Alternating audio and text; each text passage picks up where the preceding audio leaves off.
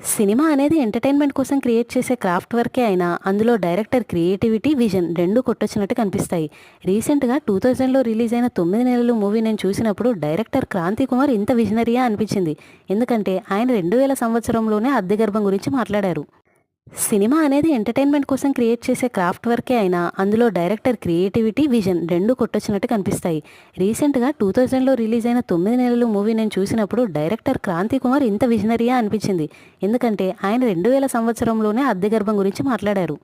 ఇది ఎందుకంత పెద్ద విషయం అంటున్నానంటే నేను 2021లో కూడా సరోగసీ లాస్ గురించి ఎలాంటి క్లారిటీ లేదు.